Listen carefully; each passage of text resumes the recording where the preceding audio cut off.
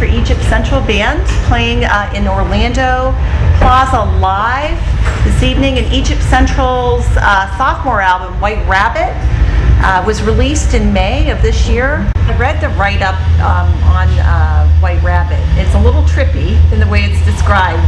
And then I think back to White Rabbit from Jefferson Airplane. I don't know. Is that a coincidence that you had picked it? And that was a little trippy in itself, or at least it was during that kind of trippy hippie period. Is there any relationship there, or any? Was that just a coincidence? Total coincidence. People thought that I remember having friends in radio go, "Oh, I thought you guys covered a Jefferson Airplane song," and I was like, "There is no way in hell that they covered that song." And then they listened. They were like, "Yep, they definitely didn't cover that song." So cool. And then they got it. It was like, White Rabbit or The White Rabbit or whatever you call it. It's not a rip from Lewis Carroll. It's not a concept song. There are references to that only because there was a lyric from a previous song that was a one-liner. Okay. It wasn't the chorus. It was one line in the song, and then we decided to make it the chorus with this one. And it was really just about talking about how the music industry and past business relationships that we've been involved in have just completely pulled the wool over our eyes, led us down the wrong path, made us think that, oh, everything's great, man. You guys are headed the right direction. Like, don't worry about it. Don't worry about it. Everything's all good. And in reality, you're running down this fake path that doesn't even exist, and you're blinded. Going down a rabbit hole, yeah. You're falling so fast that you just can't stop it. Now, Kick Ass is the new single, but I understand Kick Ass is getting airplay in football stadiums.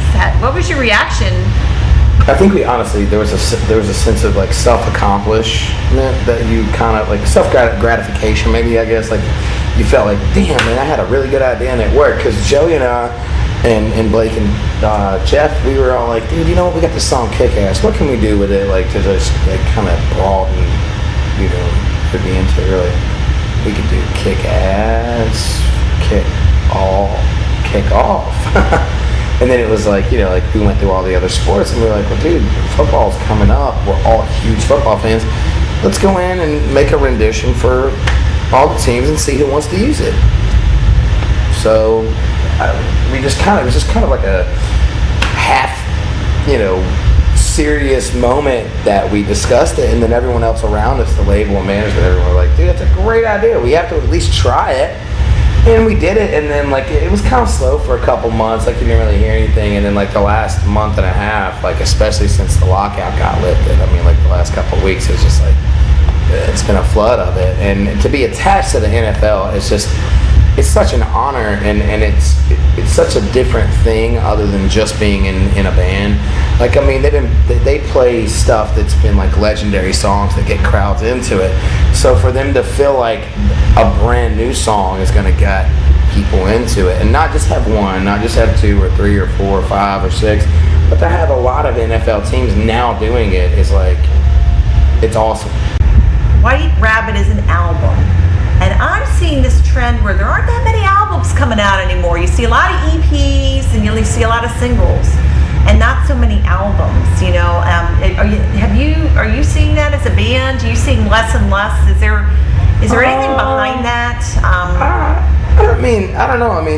With our peers that are directly within our demographic, they're still putting out records, but yeah, I'm seeing the whole, let's call it an EP thing, but it's an extended play, but it's not actually a full-length record. So if a full-length record by your label standard is 11 songs and you release 10 songs, you didn't actually put out a record. And it involves more. There's a whole creative process. I have got to research this because I don't really understand. Because maybe I'm overanalyzing, but way back, it used to be singles would be released. You wouldn't see a lot of albums, and then all of a sudden, the Beatles actually made the album, and it was all about albums, and that's all you saw. And now it's almost like in our society, we're becoming very, we're becoming fragmented, and there's always little bits and pieces of everything, whether it's little bits of text and this and that, and the same things with songs. And even when you buy music today, you're buying more singles through iTunes or Amazon or whatever.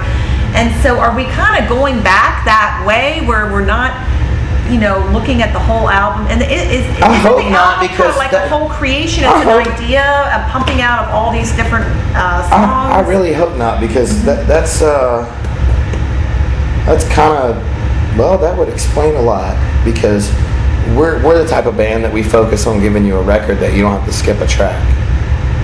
You don't skip over one. It's an album, and it's worth buying.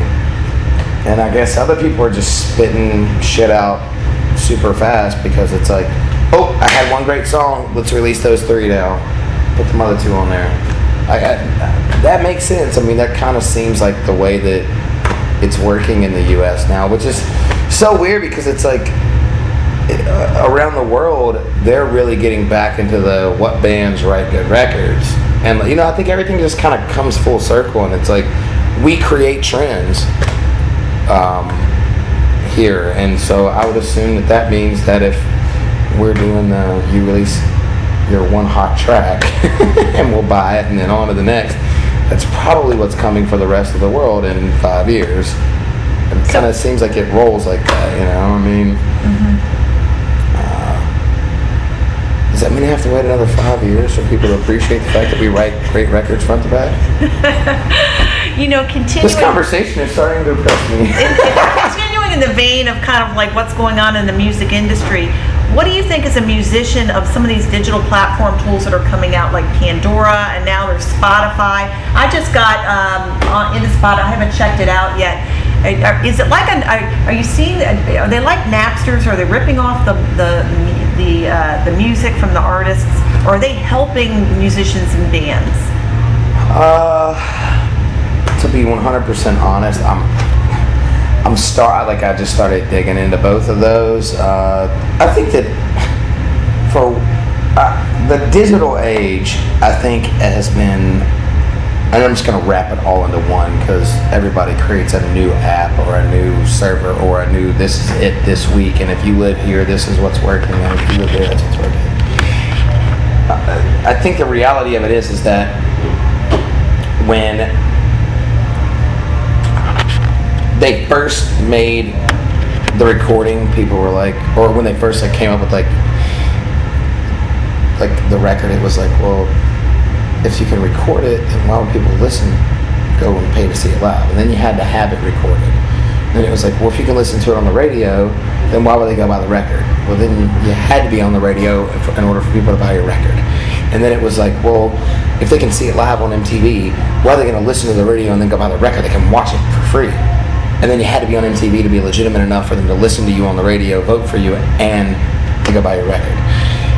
The digital age is something that we've yet to somehow figure out how to make that connect backwards. And it's dug in such a ditch that I don't think people really realize how difficult it is becoming. And as an artist, it's really, if you watch the past, most people would tell you it'd be difficult to take out for a record label. Don't feel sorry for them. But now, I mean, you got to feel sorry for everyone involved. Or not really feel sorry, but you have to understand that they're all hurting, and it's unbelievable, like how hard it is to even break even now. And I have full faith that at some point they'll figure out how to harness it, and when they do, it'll be a flood, or we'll kill off everyone that should be the next legend. I think that there's a lot of artists who have spoke out about that. For me, I don't really read that much into it. It's kind of like, if somebody's into what you're doing, I think at the end of the day, then they show up or they buy the record, and I think everyone, like I said, I don't know if the reason that they can't, put the spin on the digital ages is because maybe we're just not understanding that either we're promoting the wrong artists, or we're just not making the same quality of music, or whatever it is. Like, I think everyone's looking for an answer right now, and I literally have no idea what it is. But I'll say this: there are certain artists and certain bands, young ones coming up right now, who didn't have a label, didn't have anything. They had a Facebook, or they had a Spotify or whatever, and it broke them, it blew them up. So I think that if you're doing something good enough, people still come to you and they'll still follow you. I mean,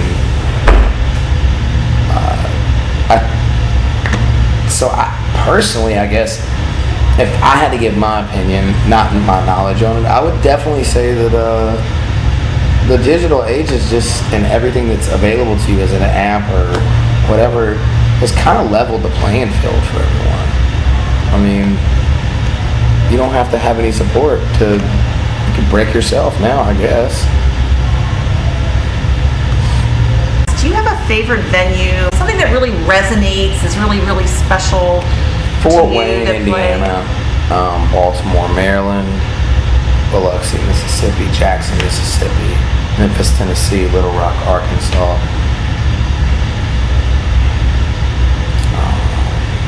El Paso, Texas, Colorado Springs.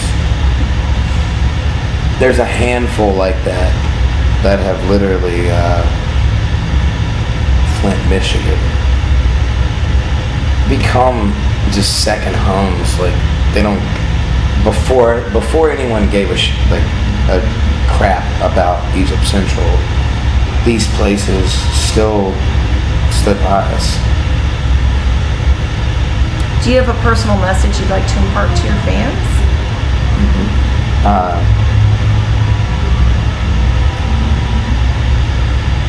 No matter how tough life gets, no matter what gets thrown your way, you can't let life or any circumstance or anything that happens to you beat you down or slow you down for 1 second, because life will 100% pass you by. If you stop and stand still for just a second, you're not standing still. You have to look at it like, those people movers that are at the airport, and there's like the left side and the right side. Well, let's say you're supposed to be on the right side, but you accidentally get on the one on the left. If you stop running forward for 1 second and you just stand still, you're actually moving backwards. And that's the way life works. Just because it's so hard to take a positive step forward, but at the same time, it's as simple as just making a decision like, I don't care what happens, I'm not going to let this get me down, I'm not going to let this control me. We've all been through crazy stuff, and you never know what the person next to you has been through. So